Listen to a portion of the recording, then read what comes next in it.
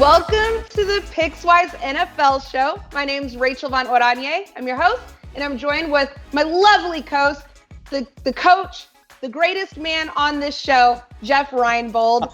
Jeff, how are you doing? I'm doing great, but I don't know if I can live up to all that, Rach. Come on now. Well, you're the only man on this show, so it works, right? Hey, I guess so. I guess it's all how you look at things, right? Exactly. Perception is everything. So, Jeff, we're going to try to find some winners. Got NFL season one, week one. And I'm super excited. What better way to start the season opener than Thursday Night Football? We have the Kansas City Chiefs. The Texans are going to Arrowhead Stadium to try to make up for the terrible loss that they had last year in the playoffs versus the Chiefs. Jeff, what are, just off the top of your head, just your initial thoughts about this matchup? Well, the first thing that comes to mind and to me is the fact that there'll be very few fans in Arrowhead. And one of the Chiefs' biggest assets as a team when they play at home is that fan base. That fan base is loud. Arrowhead is typically one of the toughest places to play in the National Football League. And just across the board, when you look at an NFL game, you give the home team a 3-point advantage just starting out. Well, now we're going to have to figure this all out as we go because the home field advantage is not what it used to be, particularly in places like Kansas City. Yeah, that's true. I think they're going to have about 15,000 fans, but definitely not what Arrowhead is known for. So the Chiefs are going to be, as it stands right now, they're 9.5-point favorites to the Texans. The over-under is 54.5.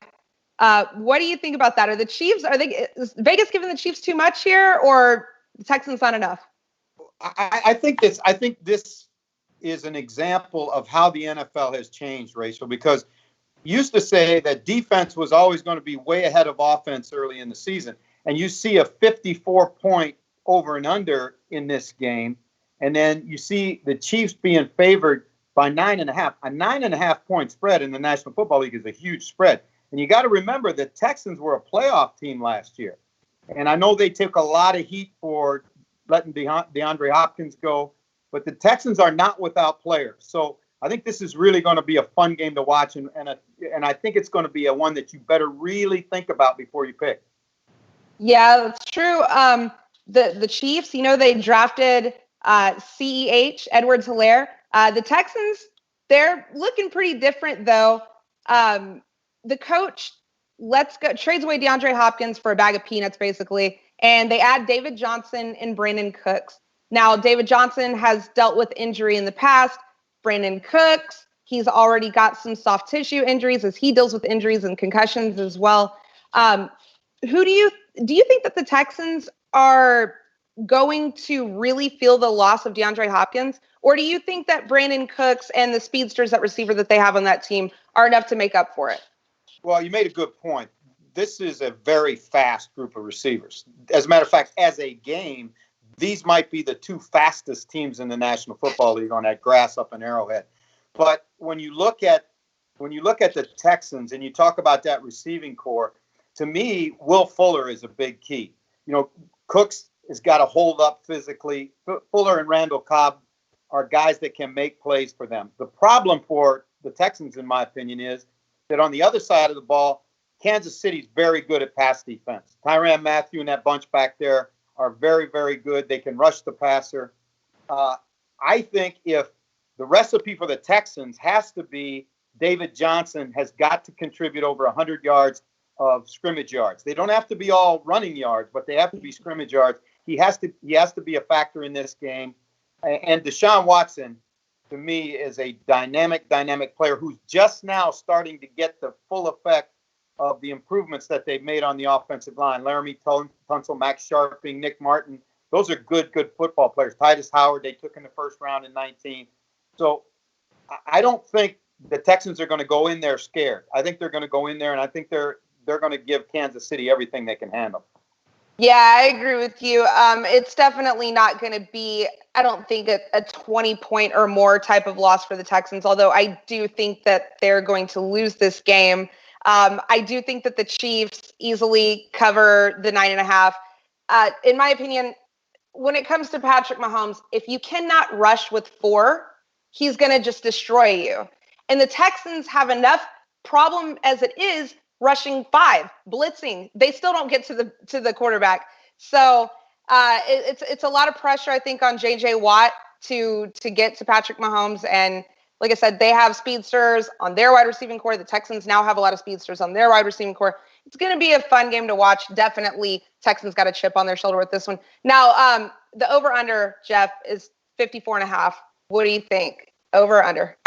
That scares me. I'm telling you, because, these teams have not had any preseason games. They haven't had any live contact in preseason. Now, I think that'll affect Kansas City less because of all the teams in the league. They have as many what we call returning snaps, veteran players who played for them last year on offense.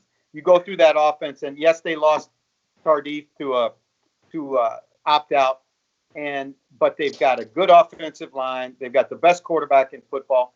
Edwards-Helaire fits exactly what they want. He's the first running back that Andy Reid has ever taken in the first round. So you know that they really like that kid, and they've got that track team at wide receiver. So I think it's going to be an up and down the field. You start breaking that down, and you say anytime the over and under gets above 50, I get a little nervous. But this might be a game where we see, both teams score over 25 points. Yeah, I agree with you for sure on that one. If any game is going to go over 50 points, I think it's going to be this one for sure. All right, and last before we move on to the Saints, just want to know, Sean Watson, dude, just got paid. Did the Texans do the right thing there? I think so, personally. I think he's one of the top quarterbacks in the league.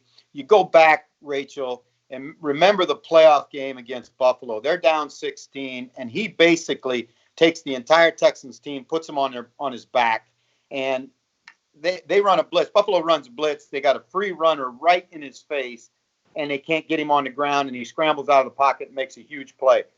He has the ability to play beyond the game, to play beyond the play call, to play beyond the scheme. And I think those guys are rare.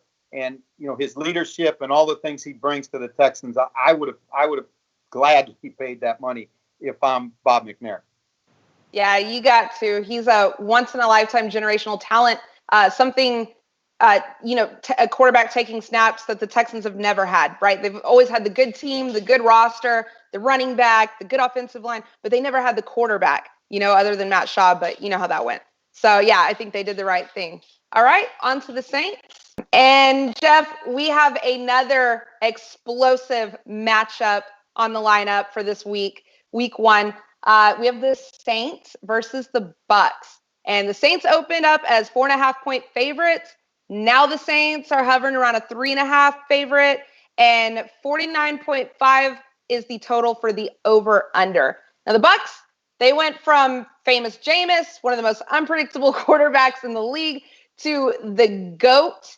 And he brings over Rob Gronkowski to join, Chris Godwin and Mike Evans. The Saints, of course, Drew Brees, he's very familiar in that offensive system with Sean Payton. He has now a really fantastic wide receiver in Michael Thomas. And you know that they're going to be there in the playoffs come January, or at least you think they are. This is a really tough division now. Now, bearing in mind that there's not going to be a crowd here at this stadium, how do you see this one playing out, Jeff? Well, it's interesting, Rachel. Kind of everything has broken the Bucs' way since the end of the 2019 season, since the end of the Super Bowl, because you go out and you get the best quarterback in football, and then he brings his buddy, who's the best tight end to play in the last 30 years, and then now Ndamukong Suh decides he wants to stay, and they've got a young, improving defense, and I just really think that now, on top of it, you get to open instead of have to open in New Orleans in the Mercedes-Benz Dome in front of all those crazy people that would have been drinking since Thursday. They go to New Orleans, and there's not going to be a crowd. So everything has fallen the Bucs' way. What'll be interesting to see now is, with all of that newness in Tampa Bay, whether they'll be actually all on the same page early. I think Tampa Bay will be a very good team if they stay healthy. But early in this game, it's going to be really, really interesting to see, because you've got a new offensive tackle that they drafted, works. You've got obviously Gronk in a new situation. O.J. Howard now has got a different role. Cameron Brate's got a different role. You talked about the receivers. I think those guys are dynamic. So it's going to be interesting to watch. Yeah, definitely. And so we have like this weird thing going on with Alvin Kamara. Are they going to pay him? He's apparently been sitting out training camp and practices, and they're unexcused. We're assuming here that he wants an extension. And then you have Leonard Fournette, who just goes to the Buccaneers. And I just saw him on camera the other day saying, I finally have a quarterback. Like, shots fired. You know what I mean? Like, this is some spicy running backs here. Who do you think has the upper hand whenever it comes to the running game? Well, it's an interesting because they're so different players. Mm-hmm. Fournette is a downhill running back who will really, really, I think, he'll enjoy playing with Tom Brady and all those weapons around him because he saw more 8-man fronts than any guy in football last year. And an 8-man front for the fans that are kind of uninitiated that's an extra player that drops into the box because they're not afraid of the wideouts outside. And there's always you can't block all those guys. So somebody's always free is what we call in coaching a free hitter. Well, Fournette now recognizes that, hey, wait a second, I got the greatest quarterback of all time playing quarterback. I got these two fantastic wideouts. I got all these tight ends. I'm not going to see 8-man fronts. And now there's a helmet for a helmet, and he is a big, strong man who can run through arm tackles. So I think he's salivating for a piece of the Saints. And on the other side, Kamara is just, I don't know if Sean Payton went into a laboratory and said, I'm going to create a running back for my offense, it would be Alvin Kamara. And I talked to some Saint players this week about this issue, OJ, and they all said the same thing. He is ready. He had a back issue. This has not been contentious in the locker room. This is a lot of stuff being made up on the outside, and they think he's going to come ready to play. Definitely. And I have to feel for Fournette. This definitely is the first time he has ever had a quarterback. I just love that he said that. So Jeff, back to the odds. Are you taking the Saints to win, favored by 3.5? Or are you going with the GOAT and the Bucs? You know what? I'm going to make a statement here, and it's something that I talked about earlier. I think when we did the pregame or the preview show, I just really think teams that have been together and teams that know how to play and staffs who have been together, and it's such an advantage in this COVID environment where there have been, you haven't had chances to get live snaps in practice. And people don't realize when you've got 20 coaches on the sideline of an NFL game, just the communication that needs to go from the booth to the sideline to the players, that's all. I mean, that takes time to develop that. And so I'm going to give the Saints the odds here. I don't think it's going to be a blowout by any stretch, but people sleep on the Saints defense. And, Cameron Jordan is a very, very good pass rusher. They've got speed and depth at all three levels of this defense. So, again, I like the Saints in this one, particularly because it is in New Orleans. And I know there's no crowd, but I just think it's a great way for the Saints to get started this year. Yeah, I agree with you on that. I think it's going to take 1 or 2 weeks for the Buccaneers to gel. They remind me a lot of that.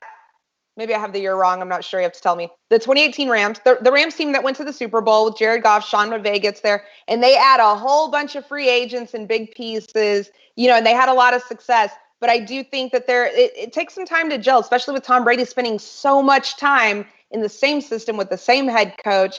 Now he's got all these new guys. I don't know. It's a lot to ask, especially to go into New Orleans and beat the Saints and Drew Brees. So yeah, I'm gonna take the Saints to cover that. Now, Jeff, the over is 49.5, another 49.5 game. What do you think about that?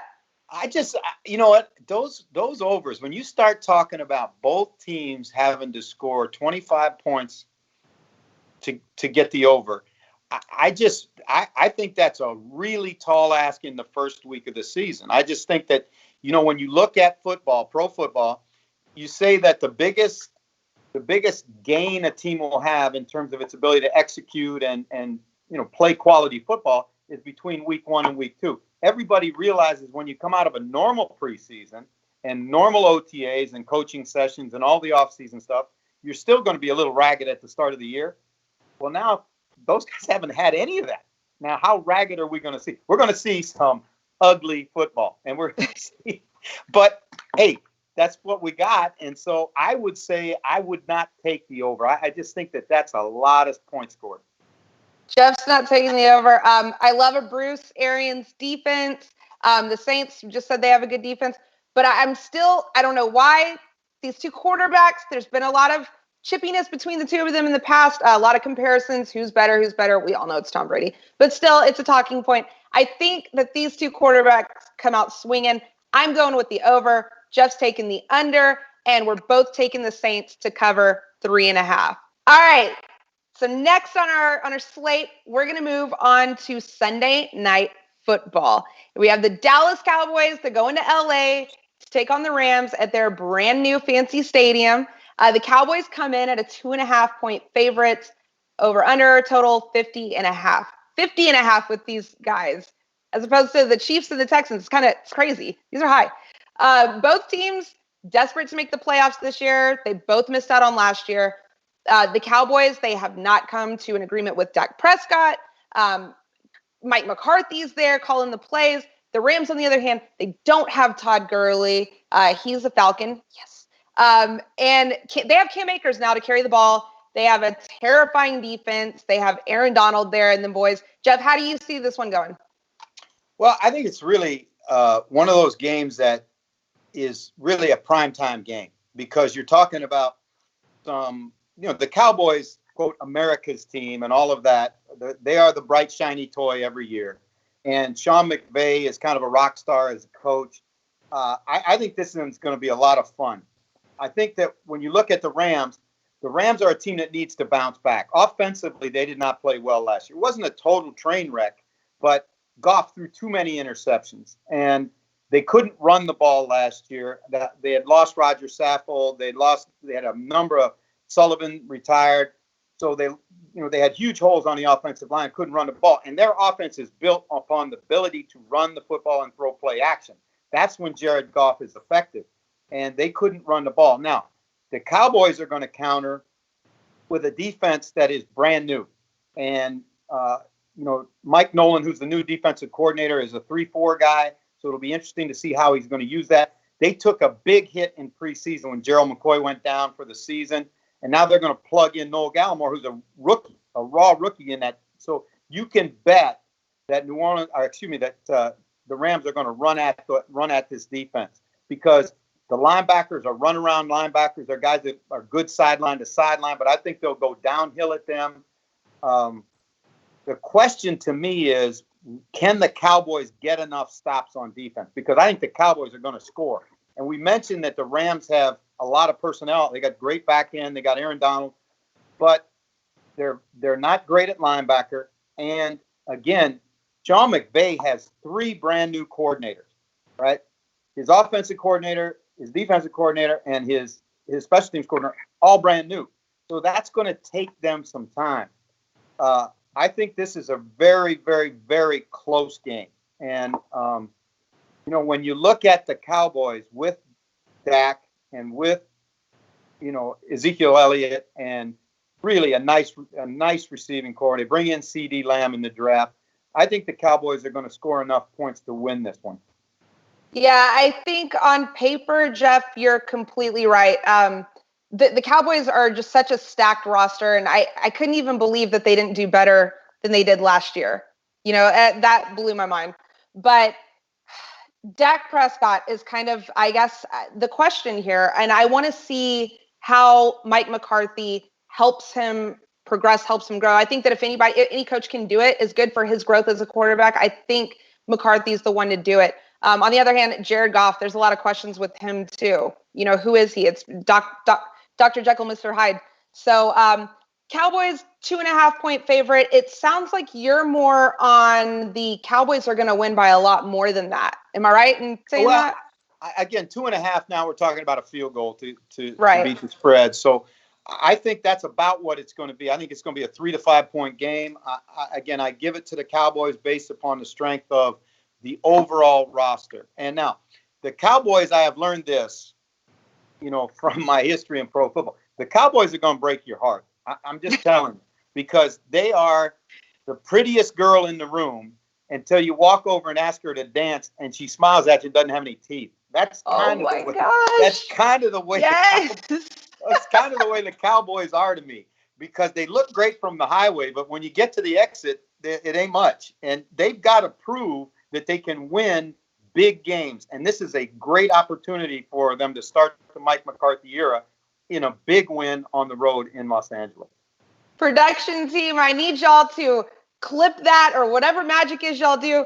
Post it. That is the best quote, the best analogy I have ever heard of any football team, but especially America's team in the Dallas Cowboys. I love it. She's beautiful until she smiles. She's toothless. Okay, so to the over, 50.5 points is what Vegas has it at. Do you think that they hit that, or they stay below it? Because that's a lot of points. I thought I would take the under. You look at across the league, and again, the guys that set the lines in Vegas, they do a great job. That's why they've got all those big hotels out in the middle of the desert in Vegas, because of the job they do. But there's a lot of really high over and unders to me for the first week of the season, OJ. So I would take the under. If I was betting the under, I'd bet the under on that one. Yeah, I agree with you tenfold. Definitely take the under on this one. Vegas, though, they do seem to know what they're doing, right? They're pretty well off. All right, so just to conclude that, wrap that up, we both have the Cowboys covering 3.5, and we're going to take the under at 50.5. All right, Jeff, Monday night, greatest Monday night of 2020. I'm pretty sure it's going to be. We have a double header, 2 games. Titans are going to go into Denver, take on the Broncos. But first, the Steelers head to New York to take on Daniel Jones and the Giants. Now, the Steelers opened up as 3-point favorites, but now the line's moved to their 5.5-point favorites, with 47.5 being the total. Now, Big Ben is back. He's under center for the Steelers. He's got a pretty talented wide receiver core. Got Juju, Deontay Johnson, James Washington, Chase Claypool. The Giants have improved last year under Danny Dimes, which kind of surprised me. But if they can keep Saquon healthy, they should probably be all right. Jeff, what do you think overall about this matchup? Well, let's start with the Giants. I think the biggest thing for the Giants is you talked about Danny Dimes, and yes, he can throw dimes, but he also has a tendency to give the ball away. He fumbled a tremendous amount of times last year. He's got to get his ball security under wraps.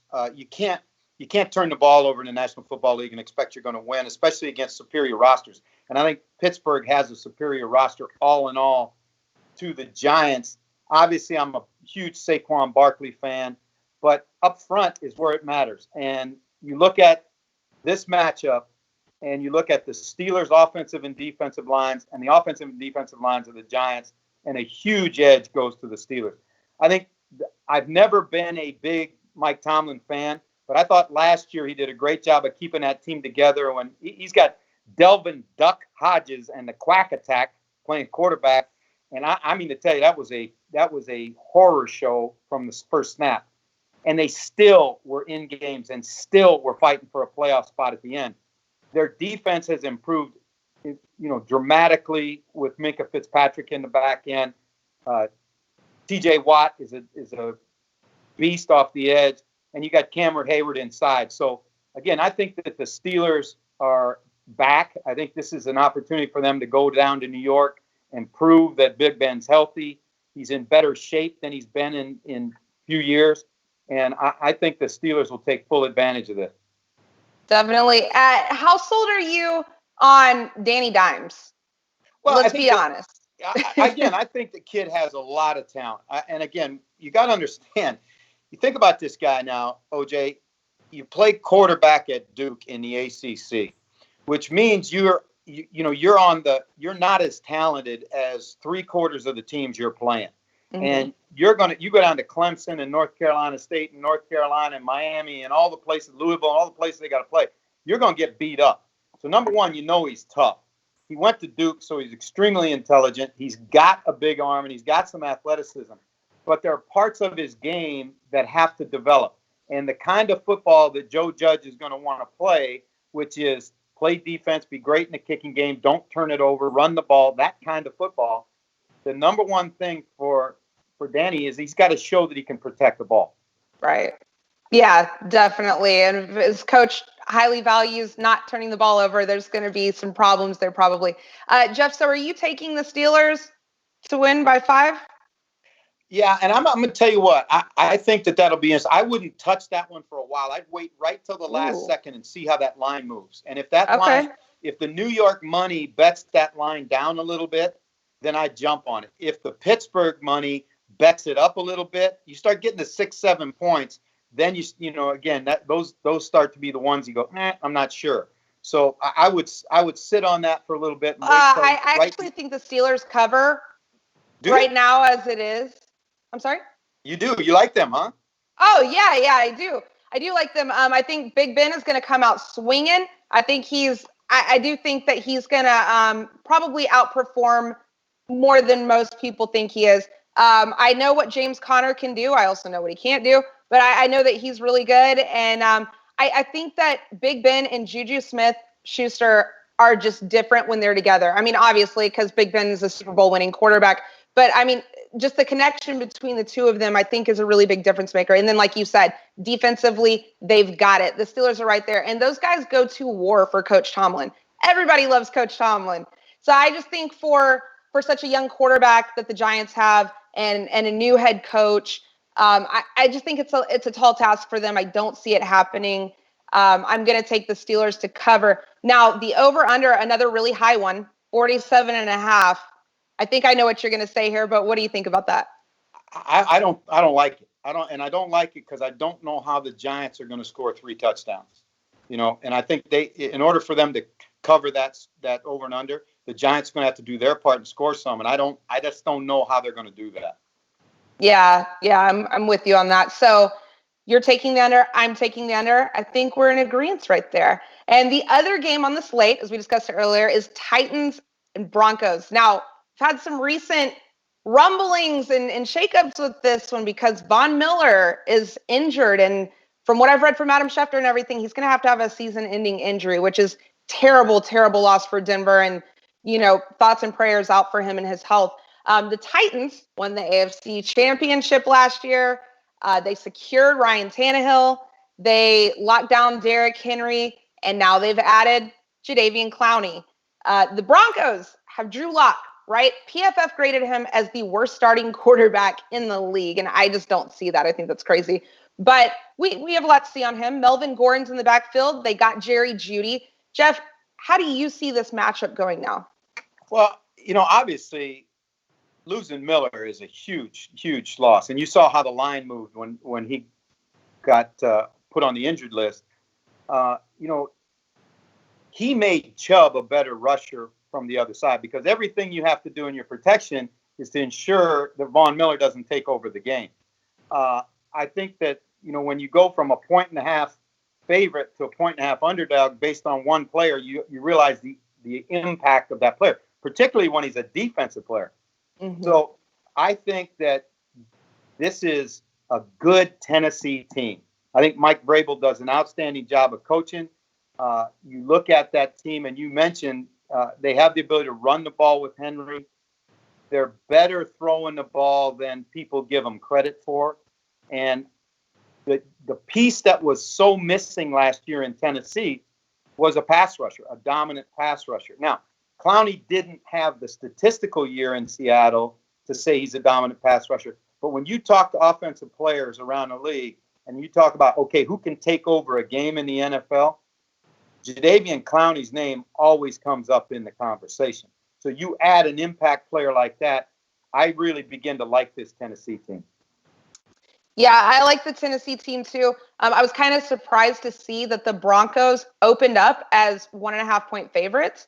That kind of surprised me. Not that I doubt that the Broncos are on their way to where they need to be, but the Titans, they just played so well last year, and then they locked down Derrick Henry. Like, I don't know, it just didn't make sense to me. But it is amazing the impact that losing Von Miller has been. Now, a little bit about Clowney. They were missing a pass rusher, and Jeff, you're the coach. You know the game so much better than I do. But I don't see Jadeveon Clowney so much as a pass rusher as I do a run stopper. Well, I think that's a great evaluation of him, OJ. When you look at his game, he's a dominant run defender, but he's also he's a physical freak. I mean, right. And so now it's going to come down to Coach Pease and the defensive staff in Tennessee finding ways to use him where he can take advantage of his athletic skill. And I'll go back to this one. When Jadeveon Clowney was in Houston and he played his best football, Mike Vrabel was his coach. And so I think those two guys reuniting is really, really going to help Jadeveon. Yeah, and he's going to be highly motivated, right? Because he's only on a 1-year deal right now. A lot of people thought it was crazy that he hadn't even been signed up until the point that he did get signed. So I think we're going to probably have the most motivated Clowney, and that could definitely be a scary thing for the AFC South. So just to be clear, are you taking the Titans to cover 1.5? I'm going to take the Titans to cover. Okay. And the over-under is at 41, one of the lower ones. Ooh, of the week. That's a pretty good. I mean, that one I would stay away from because I think that one's much more realistic. 41 points between these two teams. Everybody in Denver is ready to lead a parade for Drew Lock because they've been without a quarterback since Peyton Manning. And I'm going to tell you something.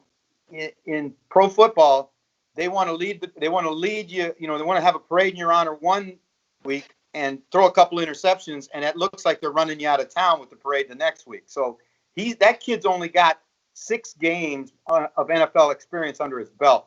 You can bet the Titans are going to show him a bunch of things that he hasn't seen yet and make it tough on him. Yeah, definitely. So you're going to stay away from that one. I'm going to actually take the over. I just think losing Von Miller affects the morale, I guess, so to speak, of the defense. But I do still believe, I saw what Drew Lock did to the Houston Texans last year. I know that kid can put up points and just another offseason practicing, getting better, more continuity. I'm going to take the over, not by much, but definitely going with the over on that game. All right, guys, now moving on from the individual games that we just discussed, it's time to build our Pickswise parlay for the weekend games. Now, this is going to be our 3 selections for this weekend slates that we are guaranteeing will win, or at least we hope. I'm going to kick us off. My pick is the Lions over the Bears, and I hope this isn't surprising to anybody. I have been riding the Lions all offseason. I saw what Matt Stafford did early on within the first 7 or 8 weeks of last year, and he was playing at an MVP level. For the first time in his career, he has a running back. They lose Slay, but they still have a solid secondary. And he's got receivers over there. Kenny Golladay has blossomed into what I always thought he could be. The Bears, on the other hand, they're starting Mitchell Trubisky over Nick Foles, and I really don't know what the heck they're doing over there. So I got the Lions over the Bears. What do you got? Well, I'm going to tell you that I love that pick because I'm with you on the Lions. I think the Lions may be the surprise team of the year, but I'm going to go this way.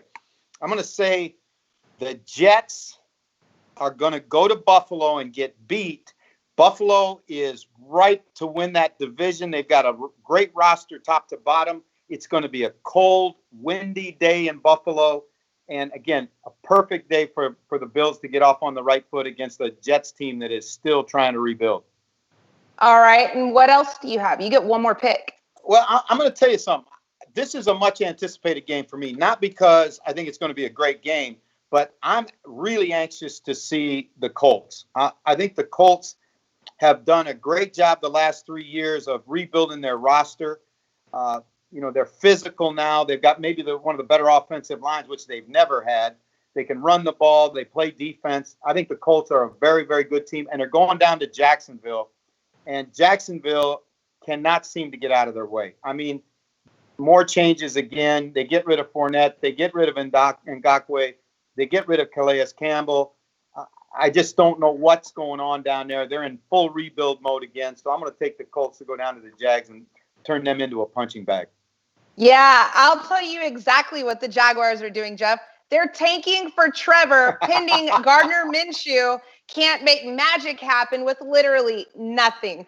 So just to re-summarize that, I've got the Lions, and then Jeff has the Bills and the Colts. And that's our Pickswise parlay for this weekend's games. And now we move on to our Pickswise dog of the week, otherwise known in the betting community as the underdog who has the odds stacked against them. I'm going to give you my pick, and Jeff's going to give you his, and we can duke it out. So I'm going to go with my team. I'm going to be a homer. The Atlanta Falcons are, depending on what you're looking at, they're 1.5 point dog or a 2 point dog to the Seattle Seahawks. Now, the game is in Atlanta, and I don't know if any of you were watching Atlanta, but the way they ended the season last year, 6-2, was just a night and day difference from who they were the previous 7 or 8 games. It's night and day, and they're fighting for their coach's life. I believe in Matty Ice. I believe the offensive line is healthy and that they will protect him. I believe Julio Jones will get double-digit touchdowns this year, and it starts right here against the Seattle Seahawks secondary. I do. Now, I'm on record saying that Russell Wilson is the best quarterback in the league, and I still believe that. But this is Atlanta's week. It's redemption for last year. I'm taking Atlanta to cover 1.5 or 2, depending on where you're looking. What do you got, Jeff? Damn, Rachel, that dog you got, it just must have came right out of the doggy salon, because that's a pretty dog right there. I'm telling you, I like it. You convinced me. So Everybody out there, you got to listen to Rachel about that one. I'm going to take the Chicago Bears, and here's why. I think that Trubisky has his best chance against the Lions. And I think that another year of knowing his defense, Chuck Pagano they'll play much better defense than they did last year. This is a big, big year for Matt Nagy and the Bears, a huge year, not only for their quarterback, but for this whole organization. And so I think the Bears have a sense of urgency. Again, obviously, we talked about the Lions. I agree with you about the Lions. The Lions will be a better team. But again, in the opener, I'm going to say the Bears are going to sneak up on those Lions. All right. I'm not going to fight you there. I think it's going to be close. I still got the Lions, but I like your pick. Side note, I did see a prop bet. I think it was yesterday, and it was like over under 3 weeks before the Bears are starting Nick Foles. So I thought that was pretty funny. What do you think about that? Over under 3 weeks? I think we'll know about, I don't know what time the game will end, about 6 o'clock Eastern time. Because if Trubisky does not play well early, I think he's on a very, very short leash, and Nagy will go to Foles real quick. So I agree with you that if they don't play well early, we're going to see a change at quarterback in Chicago. For sure. That is our Pickswise Underdogs of the Week. All right, guys, and now we are going to wrap it up with our Pickswise Lock of the Week. And this is where we're going to provide our best bet for Week 1 for the NFL. Doesn't have to be the games we discuss, Jeff. Can be the games we discuss. What is your lock of the week for Week 1?